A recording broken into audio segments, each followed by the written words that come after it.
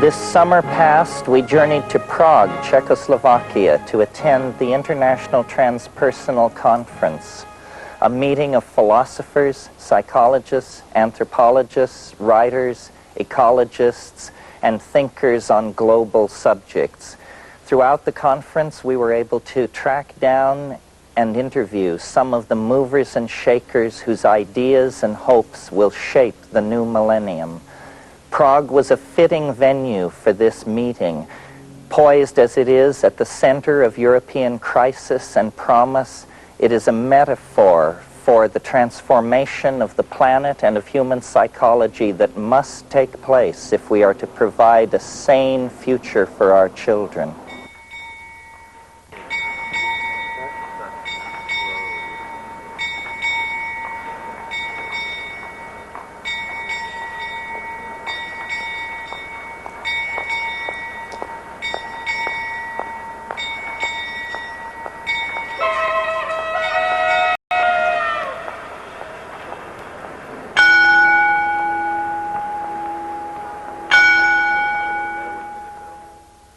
I'm standing in the center of one of Central Europe's most beautiful and mysterious cities.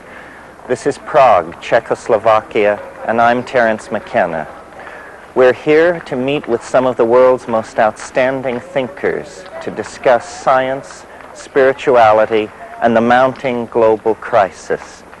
And it's fitting that we should meet in this, the capital of ancient Bohemia, for Prague and Bohemia have always stood for intellectual innovation, chance-taking, and the life of ideas.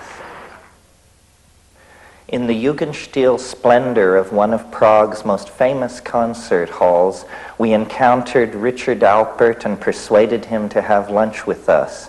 Alpert, who now calls himself Ram Dass, is one of the most enduring figures from the American cultural upheaval of the 1960s. Alpert, whose career reaches from Harvard University to the plains of the Punjab, has transformed himself into a spokesman for humanity's ignored and downtrodden. And Ralph Abraham was sitting across the table watching me have this conversation, and when after Steiger left, Ralph leaned over to me and he said, "So you see, Terence, the mushroom is telling you that it can reach out and touch you anywhere." And I thought that was amazing. Well, anytime you would like to or feel that you would have the time to guide me through anything at all, I'd be happy to be your... Excuse me, sir. You are not the famous Terence Mushroom McKenna. That is you, my friend.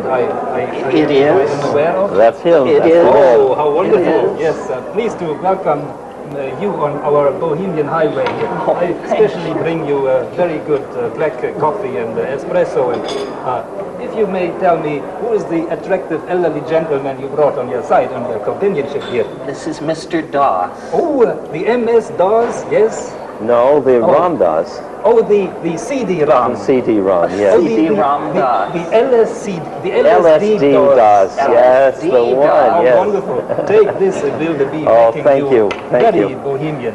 And this... I am so happy to be in your fair country. Oh, my country, very fair, and happy to have the LSD experience. You know, What is your name? What is your name? My name is Waiter. Waiter, how do you do, Waiter? A pleasure. Yeah, see you, Waiter. Okay. See you later. You don't think there's any... It would needs the external form of the mushroom. It would never have happened for me. I only argue from my own experience. Yeah, but you and I were both so thick in crap when it had, that's why we needed it. Well, but there are a few others out there. We didn't corner the market on being thick in crap. Yeah, but I'm talking about somebody like a Ramana Maharshi or somebody like that. Oh, well, these people... I mean, there are people... Sure, but the idea is not to come up with something that the best among us can make hay with, but a democratic, something which addresses the species. The thing that seemed to me so important about the psychedelic experience was that it happened to me. I wasn't reading John Chrysostom or Meister Eckhart. Exactly. Of course those guys... Right on. It happened to me. It happened to me, yes. And so I assume that I am a very ordinary person. Therefore, if it happened to me, it could happen to anyone, and that's really That's a questionable. something. That was a set of assumptions there. One, that you're a very ordinary person, and whether the same chemical given to a dozen people would bring about 11 other people like Similar this, and I think it would be not, the outcome would be very different. And that's, I keep getting cast into an evolution of consciousness model about individuals, because there's such marked individual differences as to 3 people come before my guru, one completely goes, and the other 2 get a chapati. And people take psilocybin, and some go like that, and they go like that, and some go like that. Well, don't you think a good metaphor for it would be sexuality? Apparently there are some people who can kind of take it or leave it, and others of us, it rears its ugly head with great presence.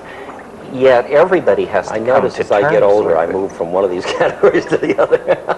It leaves so much space in my life. I don't know what to do with my free time. I hope it never happens to me. Just clinging. Just clinging. No, just aspiring to cling.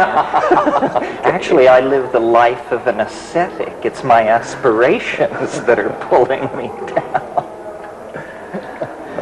Well, see, the nice thing about this evolutionary argument is that you can sort of make the snake take its tail in its mouth. Exactly. Because It does. the escape is not into some science fiction future. No. It's into an archaic recursion of some sort. We once knew everything we need to know. Yeah. So what we are trying to find out is lost knowledge, not new knowledge.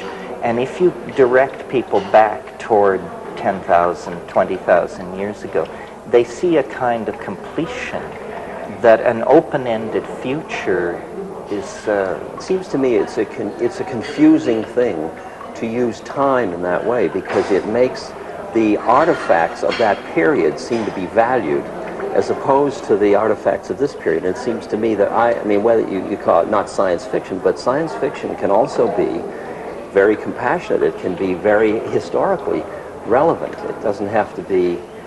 it's just using a different set of artifacts to work with, so... Well, for instance, I see most of what's happened in the 20th century as being unconsciously driven by this fascination with the archaic. Fascination with the archaic. Yes, I mean... Wow, that was, of all the things I predicted you'd say, it wasn't that. Tell me what... Well, for instance, Impressionism deconstructs the hard image of realism and gives you a feeling-toned thing, which was very antithetical to Victorian Edwardian thought. Then Freud and Jung describe different aspects of the unconscious, but to do it, Freud has to talk about repressed, primitive sexual imaginings. Jung talks about folklore, fairy tales, and mythology. Meanwhile, the Dadaists and the Surrealists are saying we have to break up the linear expectations of the bourgeois mind. And then you get at Jackson Pollock and those people who say the image itself has to be thrown out. And then, to my mind, the psychedelic thing in the 60s, based on rock and roll and a boundary-dissolving psychedelic, we, almost by a random walk, are finding our way toward shamanism, tribalism, nomadism. Go beyond the isms to find it. Tell me what we're really finding. We're finding a world made out of mind rather than stuff. Great. Okay, we're finding a world made out of mind. Every time you describe which mind you find, that's just a limiting condition. I mean, if we just find the thing of mind-created stuff, live in that, then what happens? Well, I mean, there is a transcendental dimension beyond language. It's just hard as hell to talk about it. But if you live in it and talk from there, then the forms that it will manifest in become just the forms it manifests in. It's nothing more or less than that. So you mean you download the unspeakable into language and let the chips fall where they may? Well, they don't fall where they may. They fall in a perfectly harmonious pattern. Well, that's them falling where they may. Where they may, where they will. Yeah. Well, so what I'm hearing from you is you have a very strong sense of the pattern, strong enough that your necessarily limited personal viewpoint doesn't tend to get in the way. You can always push the reset to hope button, and then you hope, almost on principle. Trunk has said to me, stand halfway between hope and hopelessness. I thought that was very useful. And is that, No. what is it? It's the ecstasy of total horror and total beauty at the same moment. That's what I feel again and again, Terence. When I'm with somebody dying of AIDS, my God, my heart's breaking. It's horrible. It's a ghastly the social ostracization, this, that, opportunistic illness and everything. And there's another part of me that's giggling. And I can hardly handle the multifrenia of it all, in the sense of the perfection of it all, and the beauty of the moment, and the horrible shit of it, you know? Well, it all is spun together.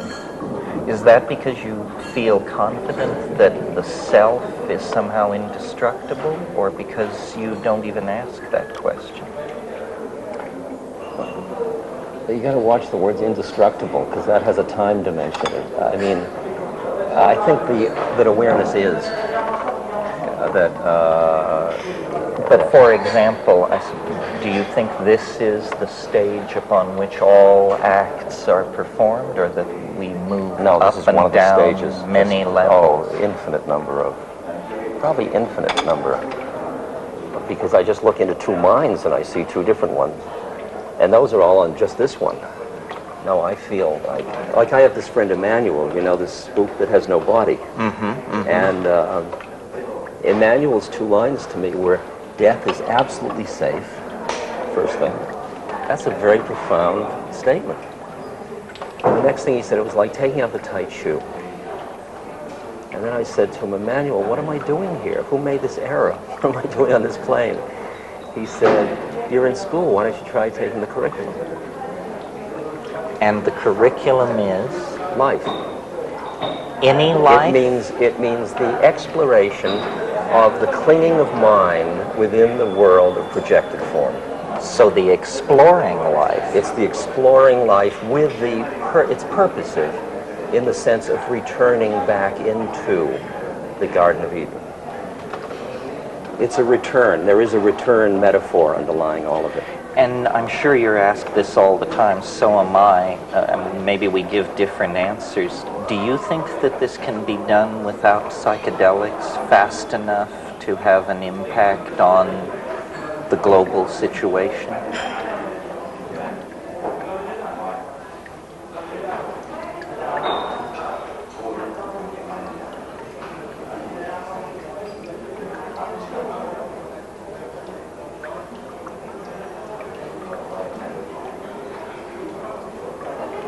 I could conceive that it could be.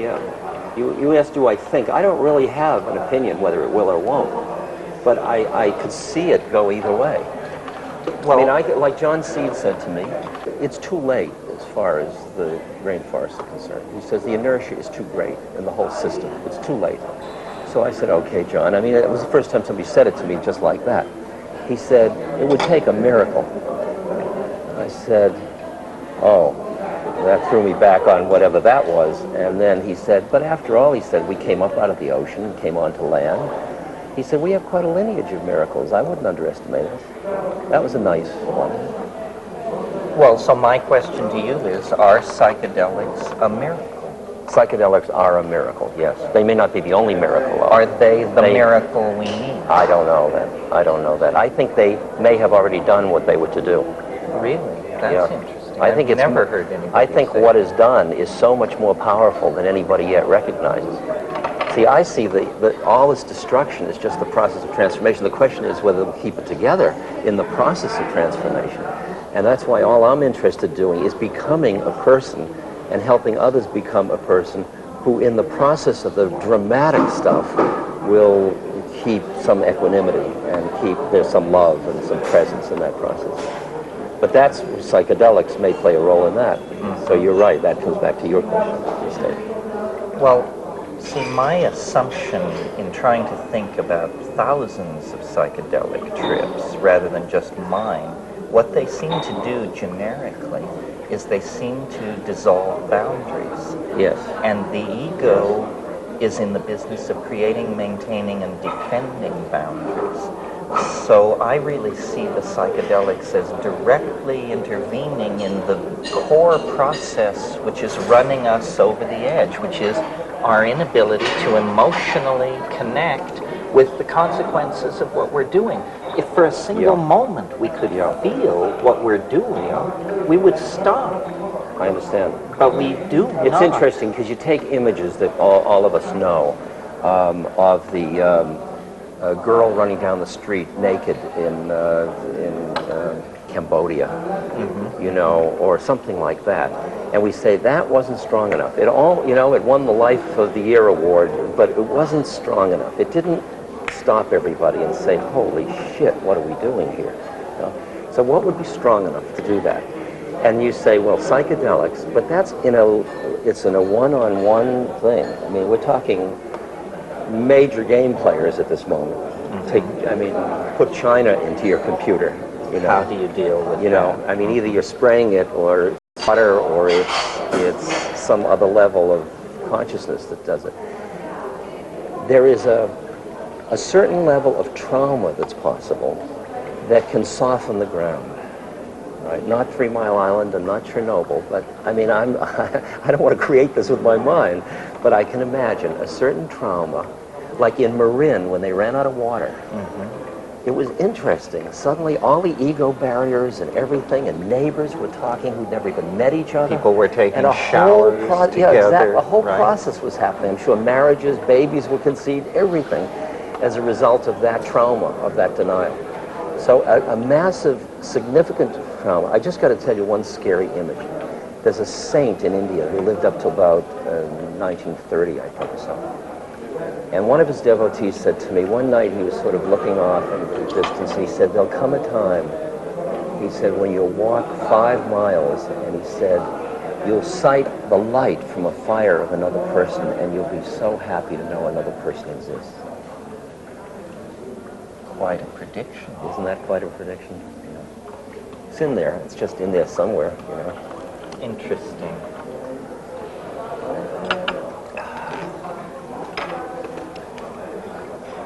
Yes, well, I agree. I think that what's going to happen is that... Gentlemen, everything is fine with the evolution of coffee and consciousness. Both very good with you too. You have come just at the right time. Yes, this is just what I want. How did you know? You tuned into a higher level. A higher level. A higher level. High, very high, yes.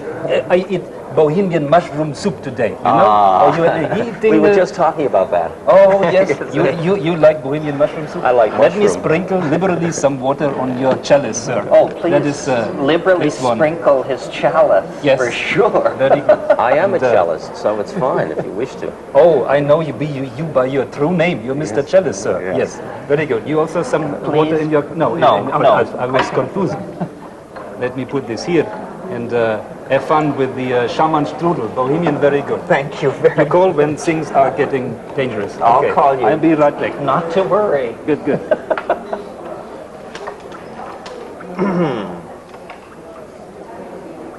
Can I ask you a personal question? You can ask me anything you'd like, Terence. It's not a personal question to you, it's a personal question from me.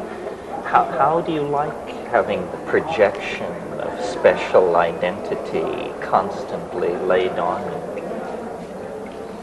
It's a sadhana. It's my practice. That's a good answer. Although you didn't say how you liked it.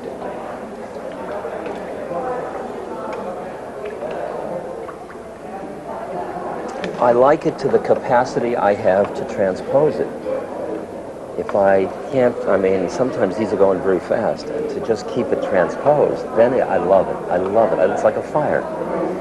If the minute I start to lose it, it's a fucking drag. It really is. Because, I mean, you know, I was in a situation in Miami where all these women with blue eyes and coiffured hair were grabbing at the buttons of my jacket. And I thought, oh, I don't want this. Whatever this life is, I don't want to be part of this. I mean, this is, they eat your flesh, finally. Sure. But I realize at any time, I can walk away from it. And it's my, you know, I'm a free agent. So do you never get in a situation where you say, gee, I'd like to do X, but Ram Dass would never do that?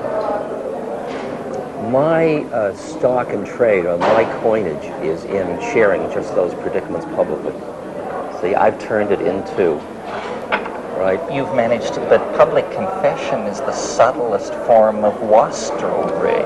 Of wastrel, yes. I do it myself. Say, I'm not a good guy, don't follow me, I'm a bad guy. Then I leave the stage and say, now I can really be a bad guy. Come up and see my holy pictures. That's one of my lines in my lecture.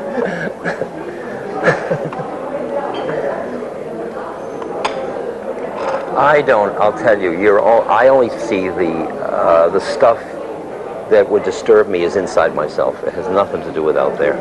Out there is just being what it is, and I'm responding with my own stuff. And if my stuff is my enemy, it's going to get too much for me. And if it isn't, you know, depends on how much I can consume it, joyfully participate in it, passionately, all of it. Well, you've sort of achieved a unique synthesis. I mean, you're almost a secular holy man, because I don't care much about what you believe or who you light candles to. Basically, I think I heard you describe yourself once as a kind man. And you've gotten incredible mileage out of that because there are so few. It's far out. Right? Yeah. Yeah. I mean, this is... Well, when you talked about coming back into the boundarylessness, to me, that's the whole quality of compassion. It has that boundarylessness to it. It's that your suffering is my suffering, and your joy is my suffering, and you are me, and here we are. And if you hurt, I'm responding to your hurt, not because I'm a good guy and you're needful, just because this is suffering, and this is the response to suffering, and we're both part of the same thing. And that's the way I like to play it from. That's, to me, it's like riding a wave. It's the joy of just being part of the force of compassion in the universe. Well, when you look, you mentioned in your talk the other night, since some people think the 90s are going to be a second turn of the spiral, I observed the 60s as a spear-carrying 14-year-old. I was down in the masses. What were the mistakes that are avoidable if there's a second chance?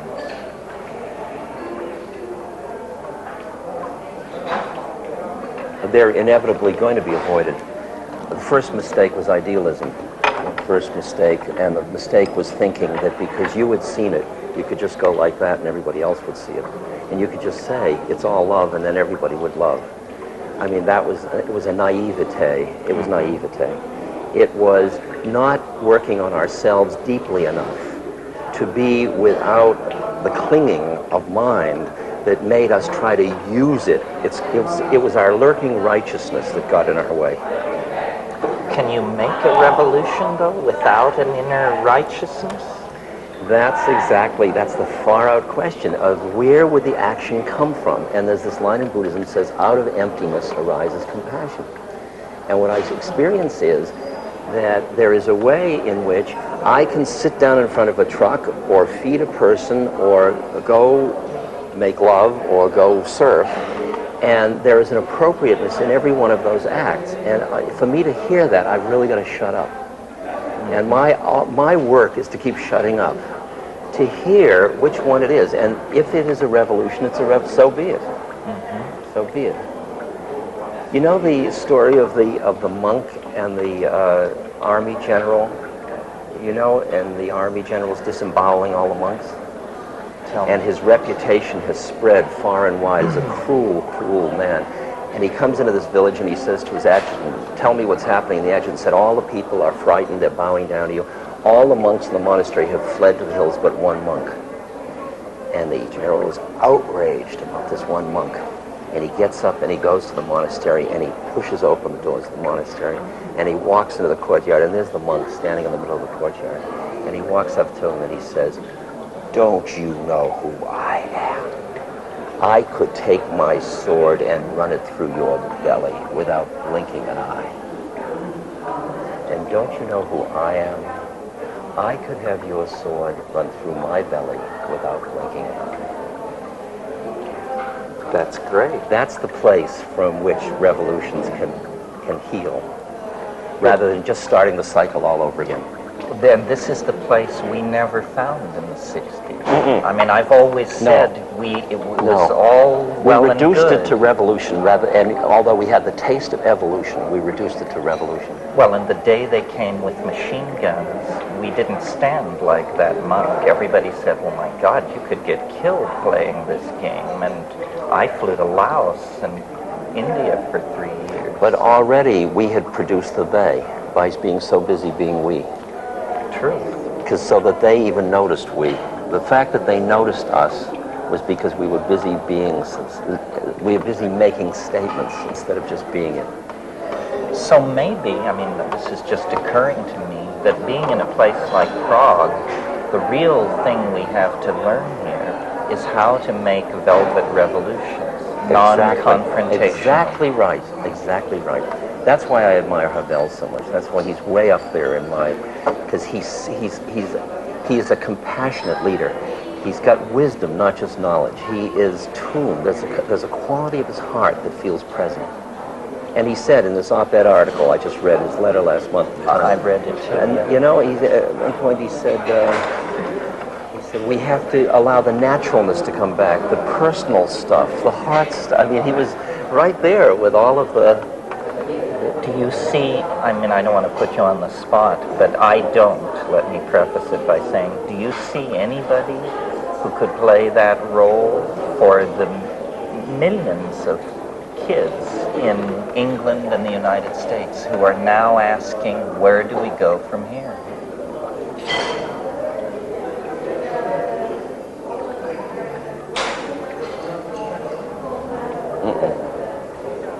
No.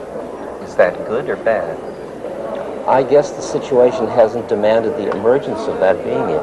Of those kinds of Because it can't be anybody that comes forward and says, I'm it. Oh no, it has to be someone who the people But the say situation you're can it. demand the formation. I mean, you watch, does the man make the time or does the time make the man? You know, and you can feel how what took a certain person 20 years, like to ride a bicycle, somebody later on can ride a bicycle like that because the whole culture rides bicycles. There's some process where the situation emerges where the person has to come forward or they're just forced out. I mean, I go and I look at all the senators that are running for this or that, and I go to breakfast with them and I listen and I tune. And Jerry Brown I hung out with and I said, you know, he's got interesting ideas, but as his heart, my God, he's got work to do. This poor guy, he's suffering so much. And I love him and I want those ideas out, but I want him to work on himself, you know, and so I don't see do you anybody really care in terms of political terms whether Jerry Brown makes himself palatable to an electorate? I care because I work with the Mayan widows in Guatemala, and I feel like I'm representing them, and our government, our administration's policies are killing them and their children and their husbands. And some way I've got to play my part as a member of a society that is imposing so much suffering on so many people. I can't just walk away and say, oh, I'm helping the nice Mayans. I've also got to realize I'm an American citizen that's hurting the Mayans, and I've got to play both games to change one way and to do the other thing. So there's a kind of, not to go egghead here, but a kind of coincidentia positorum, because on one level what you're saying is, it's all right, don't worry. And on another level, you clearly are involved in a search for defining your role, where you would do some good. Optimum judo move. optimum judo move. So it isn't enough to just say the system will take care of itself. But I am part of the system that is taking care of itself. So it's a sense of acting without acting through self. It's being not identified with the actor and not being identified with the fruits of the action. That's, I mean, to me, one of my basic texts is the Bhagavad Gita, and those are the two injunctions. Mm-hmm. And I really hear those. And they're very weird, how you do an act when you're not identified with being the actor and you're not attached to the fruits. I mean, I lead this funny, continuous paradox that suffering stinks and suffering's grace. And I live with both of those all the time. Well, I think most people do, don't you I think most people have taken a position. Oh, that suffering is bad, they hate it, they want to keep it away or that from it's grace, then it's, lovely. Well, and then the great masses of people never really draw the distinction because for them suffering is like air and water. It's life. It's life. It comes with it. Life. Burying the many children you bear. That's why I found in the villages in India less suffering than I found around the middle class in America. Certainly less whining. Well, less preoccupation with what they don't have. Well, they have a philosophy of reincarnation that must sustain them. There is something else that's feeding them. Where we have a philosophy of, if you don't get it now, you never will. Exactly. We threw out in the councils of Nicaea, Trent, and Constantinople just the thing that would have healed, but we did it so that the church could have power over. Well, I think it was Friedrich Nietzsche who said there was only one Christian and they crucified him. Yes, exactly. Oh, God, that's so good. That's such a good line. Here comes... Now, have you been waiting for me? Because I'm the waiter, I need to wait. We've been looking everywhere for you, sir. Oh, I'm sorry. I've been waiting for the here and now, but that was somewhere else. Well, but can I help you here? You can help us here, and you can help us now. there. Very good. I'll help you here. I hope you enjoy my conversation. Yeah. No, I mean, do we get a check, or is this all on the house? No, I am the Czech. I am the Czech. This is Prague, my sir. God is everywhere, but Czechland is here, Okay, I keep one more bottle for you in the refrigerator. Hold it in but not in the here and now. In the somewhere else, maybe later. But see you.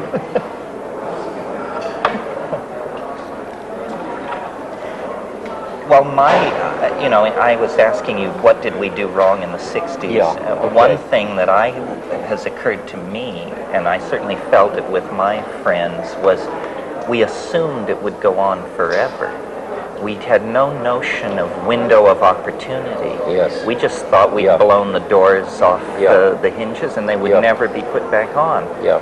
To me, the most amazing transformation in my lifetime is not the revolution of the 60s, but the counter-revolution of the 70s, where they managed to put the cuckoo clock back together again, even though we'd kicked it all over. Did they or didn't they? That's what I'm... see, you keep thinking there was that opportunity and it closed, and I think it happened then. And all of the 70s and 80s and all that was this kind of reverberation to this process. And that I'm here and you're here and we're both still here and it's the 90s, and I got a lot of people that, I talk now in middle America, and I look at my audiences and they've never taken dope, they've never read Eastern holy books or anything, and I just say the same stuff I was saying in the 60s that I was saying to people with flowers and big pupils, and these people in the middle, they're corseted, nice people, and they're going, and I think, far out, look, it happened, and I was looking the other way. Well, that's true. And that's where you're looking for the resonance of a person to come forth that speaks from that consciousness with the assurance of the truth of it. Right. That's what I think, why all this business of a Christ figure, I mean, I see how seductive it is, but how we've gotten very cynical because we've projected into such a person a purpose. Instead of just that light forming out of the needs of the moment to create that light because I find if I speak from a true enough for a moment when I can do it, from a true enough place in my heart, it reduces the paranoia, the subtle veils of paranoia in another person. I don't do it to them, it just falls away. Because they're testing, and they don't get from me anything that says like that. And I just watch them like a flower, like that. And I think, boy, I give a lot to just be that instrument. You know, that's worth working for. Well, that's a great role. But it's the role for every one of us. That's the role. That's what I said to the ITA. I said, just don't talk about it. Exemplify let's do it. Let's be it. Do for it. God's sakes. Well, Blake said a wonderful thing. He said, if I can get it right, if the truth can be told so as to be understood, it will be believed. Right. Exactly. So all you have to do is say it. Exactly. When can you say it simply enough? Is it only said in silence simply enough? Or are there words? Or is there music? Or is there what? Or is there... There's words, there's music, there's silence, there's gesture, because it's always going to exceed one's grasp. See, my mantra is the Gandhi line, my life is my message. Yes, you said that the other night. That's very good. Of every level of being. I think I'm at a little lower level because I'm very aware that I have to struggle to have to say my life is my message. I would almost rather say my message is my message. Please don't look at my life because I'm a fallible human being and I'm constantly fucking up. But you see how that weakens your message. You see how that quality means that the message doesn't come from the root, the central. There's a way in which it waffles. True. And that's the thing. I really can't. Once I saw the possibility of that, I said, why waffle? What is worth holding on to that's worth waffling about? Well, I once said to Leo Zeff, I'm sure you knew Leo, I said to him in a meeting, I said, Leo, you're finished, you're completed, you're baked. Me, I'm half-baked. And I hope that the rest of my life will finish the baking process. You're not half-baked. That's what's interesting. I mean, when you and I talk, you and I hear each other perfectly. Truth. And so where are we hearing each other from?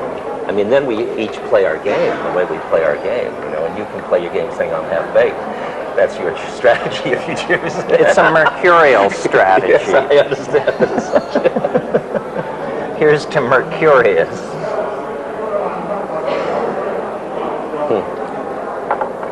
You have somehow been able to survive the gauntlet of American media in a way that your colleagues and comrade in arms didn't seem to. They either had to step away from their leader role or they transmuted it into some lesser thing. So now Allen Ginsberg is poet laureate, Tim Leary is, keeps the club scene in Los Angeles interesting. Yes. But you, in a sense, never backed down, never retooled. You were also not first among equals back in the original thing. But when all is said and done, I was always the second. In a way, it's like birds. If you stay just behind the lead bird, you don't have to do much. You're just kind of riding along on the. Well, and Ralph tells me to be third is the real good position. It's like being the young prince. You won't ever be king. It was only until about 5 years ago. In the past 5 years, they've stopped introducing me as Tim Leary's partner. Right. And which, I think that was great. I see him as one of my, first teachers, great teachers. And, but I don't have the fun for me. Terence says, I have no model of myself. I don't know who I am. I don't know whether I'm an anachronism from the 60s or I'm just about to happen. A prophet to be. Yes, I have no idea. And I don't care. That's what I saw. Because either of them, all the things you get in either way are a drag and they're beautiful, equally. No, well, I think you're a prophet to be. I think we all are. That, you know, we all are, yes. As Bilbo Baggins once said, the greatest adventure still lies ahead. I believe that. Yeah, I'll believe that too. when they lower my box. I'll believe I it. do too. Exactly. Good. Exactly. Well, thanks for coming by. I'm sure you had many, many demands on you. Thank you. It was a pleasure. Good. I was afraid of you up until now. Now I'm delighted to be with you. Don't be afraid of me. The people who are afraid of me don't know me, or they No. know me better than I you know. ever will. Angeles Arrien is an anthropologist and workshop leader from California who brings the unique perspective of her Basque ancestors to the formulation of a new discipline which I would call neo-shamanic anthropology. So there you have it, as the king said to Mozart. Yes. Yes, as the caterpillar on top of the mushroom said, "Who are you?"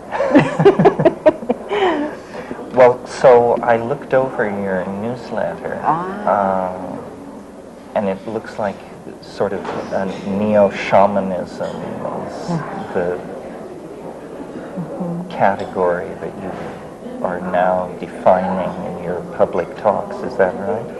Yeah, I'm doing a lot of that, but mostly universals, what we all have in common, finding those basic roots, which then take us back to indigenous cultures. Archetypes? Archetypes. Uh-huh. Especially the archetype of the warrior and the healer and the teacher and the visionary. Those are the four that the shamanic or indigenous cultures really focus upon. Well, so you're genuinely in the mainstream of the archaic revival. Never thought about it that way, Terence.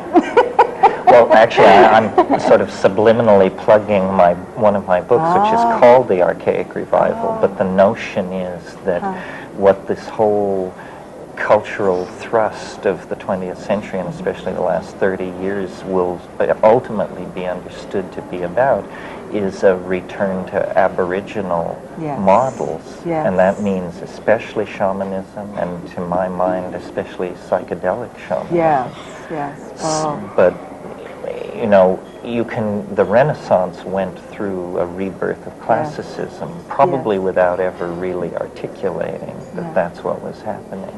But I think this shamanic or Aboriginal ecological feminine partnership impulse is now pretty explicit. So that's what I meant. Yeah. Well, I think that I love the title, like Archaic Revival, because at the same time what's coming up is everyone talking about a new world order.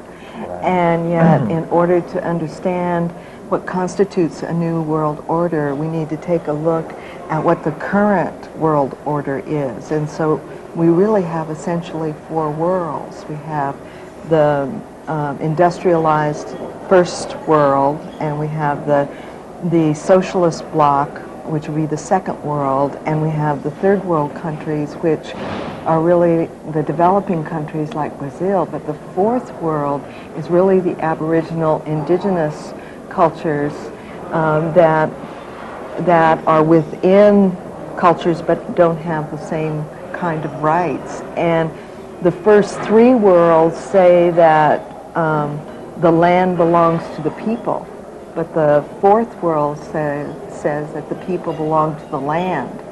And so that people belonging to the land is really it's your archaic revival, but it's getting back to nature and owning those roots brings up that revival, which is the shift that we're going to need to make in order to do the new world order, is to get the people back to the land.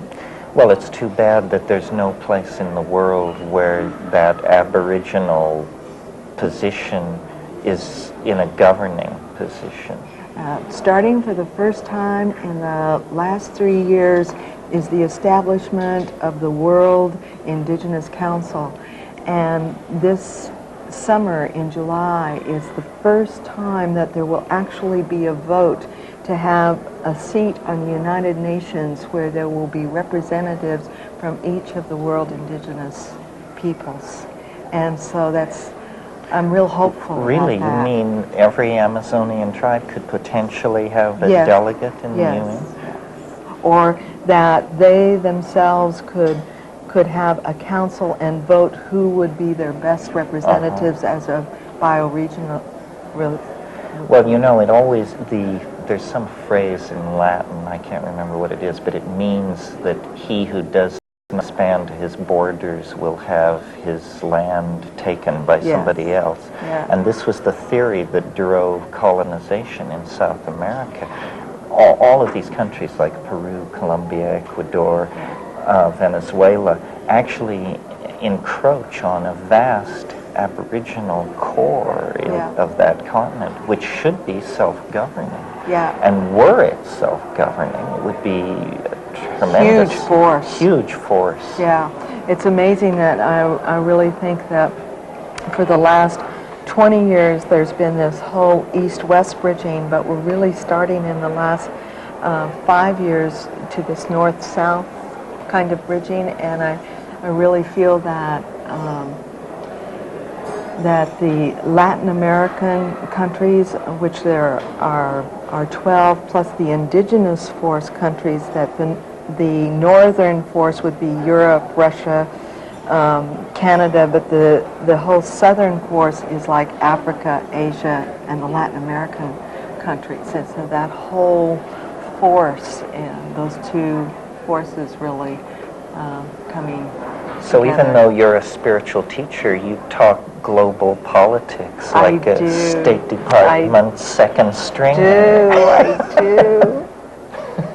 Well, I was thinking about the grandparents of the planet being the old Asian cultures and all the Pacific Rim, and then the exciting thing that's happening in Europe for the first time in history, that 11 countries are coming together to form a European coalition that it puts the child of the planet, which is like America or the United States, which is so based on a hero myth or a heroine myth and fierce independence, that for the call in the next 50 years is for Americans to learn about community, which indigenous societies and the grandparents of the planet, the old Asian cultures, and now the parents of the planet, really modeling teamwork and collaboration and community, is that America is going to need to really learn about collaboration and community and cooperation. And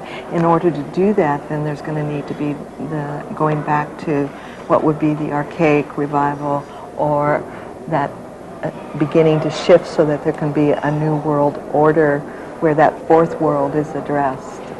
Well, don't you think sort of what's happening is that people have a very strong local sense of place, loyalty, That's true. and then they are forming a planetary loyalty, but in a way all the levels in between are dissolving, so Yes. people don't think of themselves as Americans, they think of themselves as Northern Californians and Earthlings, sort of like that. Yeah. But in a way, federal Europe, which is no longer a sure thing, you know, because of these recent developments, it goes against that. I sort of think maybe McLuhan was right, and that there is going to be a kind of electronic feudalization where many more small states will emerge, and the raison d'etre for the nation state appears to be slowly disappearing. And the states, I think the crisis that came to Marxism is coming now for the republicrat oligarchy in America. Yeah, I think you're right.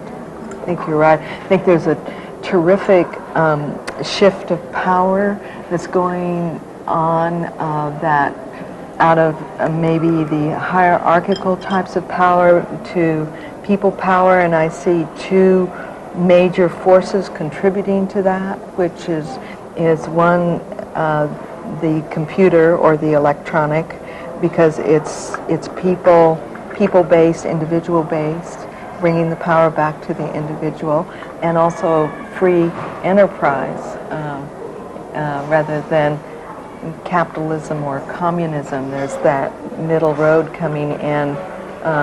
So I think that when we take a look cross-culturally at the three kinds of power, or the power of presence, or the power of communication, or the power of position, the willingness to take a stand, is that it's going to be very important to see how those shifts of power really are going back to empowerment of the people. So what are you looking toward in the future, personally and globally? I've been doing a lot with taking a look at what's found that's similar in all art globally, because I feel that what humanity consistently creates in art is really reinforcing deep spiritual processes. And so what I've found is that there are 5 shapes that are found consistently in all art globally. And one is the circle, and the other is the cross, like the plus sign, the equidistant cross, and the triangle, and the square, and the spiral. And and you can see them all here in Prague. Everywhere you look, I mean, and all the decor are those shapes repeated over and over and over again.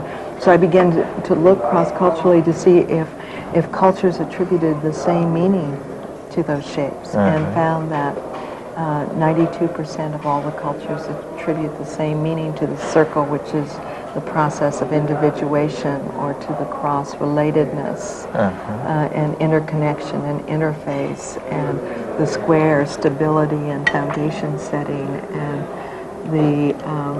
So does this imply a genetic syntax of form or something like that? I think that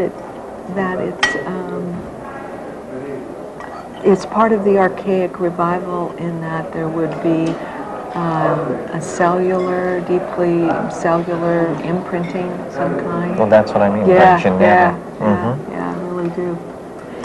Or the triangle being the visionary or searching, seeking, questing process, or the planning, dreaming process, and the spiral being the need for variety, or the need for change, or growth and evolution. So it's been really wonderful. It's part of a new book that's coming out called Signs of Life, and showing how those images come up in all of the continents and are also found in literature, poetry, and put all that together in one place. So do you spend much time thinking about the future? I do. What's your take on? I think that it's exciting for me to think that we're being called in the next 50 years to our own creative fire, that we all have salvation myths and we all have doomsday myths, but there's a whole body of myths in mythology that have been totally overlooked that I think we're being called to, which are creation myths. And what are the creation myths but stories about how to build new worlds internally and externally? And I think that for 2,000 years we've done the polarity dance, and we're moving into a both-and world rather than an either-or world. And I'm excited about the future, that if we can really move into the wisdom of the planet kingdom, and if we can move into the deep wisdom of nature as a mirror of our own nature, that and remember our creative fire, I think it will be a wonderful time in history. I'm so glad I was born at the time I was born to be a part of this evolutionary renaissance. How do you see it happening? I mean, do you see a breakthrough with technology or an abandonment of technology? Do you see pharmacological engineering? Do you see new religions? Do you see... In other words, it's easy to hope, but very hard to get the details in focus. Yeah, I think that what I see is that there'll be both the bridging of the natural and the technological. So a more cellular technology, a Yes. more organic Yeah, infrastructure. for sure. And I think that computers are here to teach us about those organic structures. I think that quite we're so. learning different kinds of systems to really see what are the inherent systems within nature and within our own nature. So to the degree that we can mirror nature, we can re-spiritualize, re-humanize technology and interpersonal relations. Yeah, which will Yeah, be well, wonderful. I come right down the line on that. Yeah, I mean, that sounds, yeah. and to me, psychedelics are just simply the best catalyst, but anything which works should be pushed to the that, limit. yeah, absolutely, absolutely. And I don't know, I was just thinking that somehow we've got to think about possibilities. I was thinking about in the Rosicrucian era, which is very close here to Prague, is that they would often say you can count the seeds in an apple, but you can't count the apples in a seed. And I think we're moving in that era where we really, That's good. think of the possibilities and the seeds that we have been planting, or the fact that computers are teaching us about instant feedback or instant response and acknowledgement, and that the power of acknowledgement and feedback to allow organisms to grow. And that's why children are, in many ways, know that instinctively, that they're mesmerized by, that they can get a yes or no or go back or fatal error or whatever it might be. Well, it's a kind of explicit hardwiring of our own unconscious. Yeah. No more do we create cultural artifacts that are simply our furniture, but now our thoughts, Yes. our values are Yeah. embodied in this stuff. Yeah, it's very exciting. It's very exciting. Yeah, it's it really very is. exciting. I envision a future world where people are nomadic, aboriginal, Yes. physically perfect, living basically naked. But if you were inside one of these people's minds, you would see that when they close their eyes, there are menus hanging in space. That the culture has been shrunk down to something rather like a contact lens, which is in the forefront of their eyelid, and they look into culture by closing their eyes. And when they open their eyes, nature in her radiance is all around. Yeah, absolutely. Well, it's great talking to